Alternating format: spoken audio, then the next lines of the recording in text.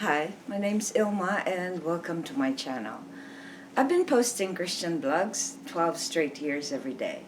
Today I'd like to share Genesis 42 verses 18 to 25. Here's the word of God. On the third day Joseph said to them, "Do this and you will live, for I fear God. If you are honest men, let one of your brothers remain confined where you are in custody, and let the rest go and carry grain for the famine of your households, and bring your youngest brother to me, so your words will be verified, and you shall not die." And they did so. Then they said to one another, "In truth, we are guilty concerning our brother, in that we saw the distress of his soul when he begged us, and we did not listen.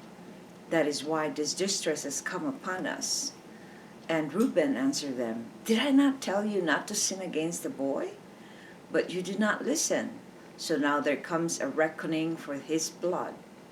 They did not know that Joseph understood them, for there was an interpreter between them.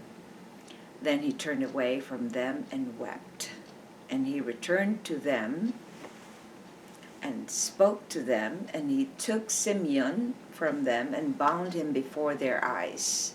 And Joseph gave orders to fill their bags with grain, and to replace every man's money in his sack, and to give them provisions for the journey. This was done for them. Genesis 42, 18 to 25. Here's the poem I wrote inspired by those verses. Joseph witnesses his brother's remorse.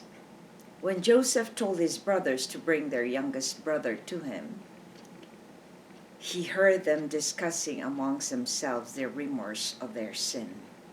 They did not know that Joseph understood them, as he had an interpreter. So he held Simeon confined in Egypt until they bring back their brother.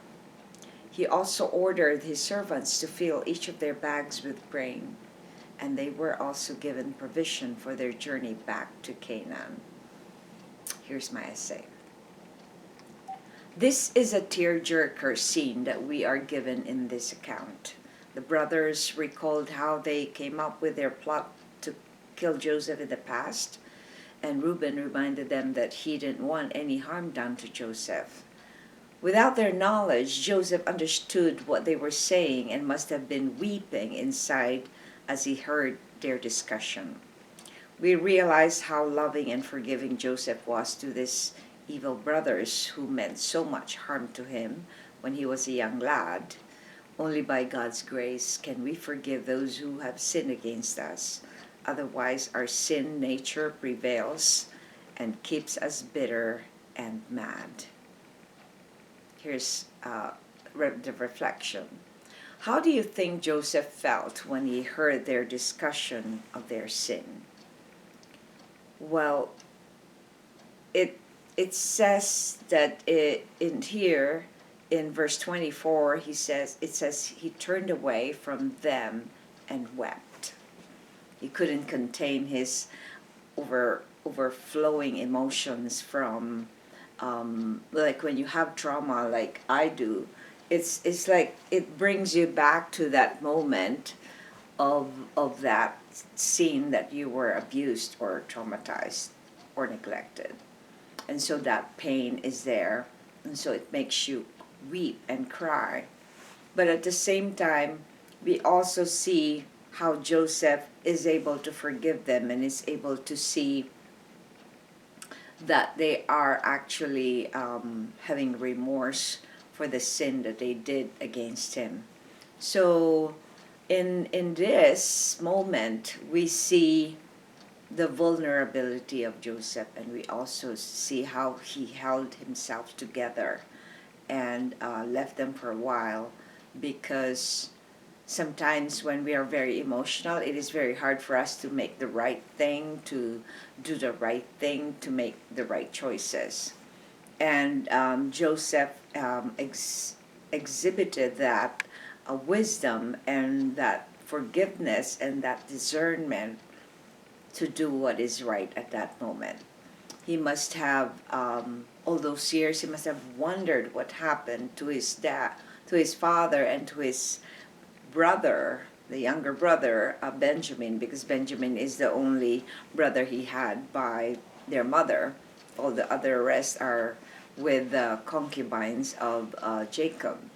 So this is a tearjerker, but at the same time, actually, I was weeping when I first read this, because it brought me back to those moments when my abusers would come up with that admittance of their sin, which has never happened yet. So I hope that if you're going through a lot of trauma, or a lot of abuse, a lot of neglect, that this story will give you hope that God is with you, because God actually hears the brokenhearted. He heals them. He hears them. He sees them. He knows what they're going through.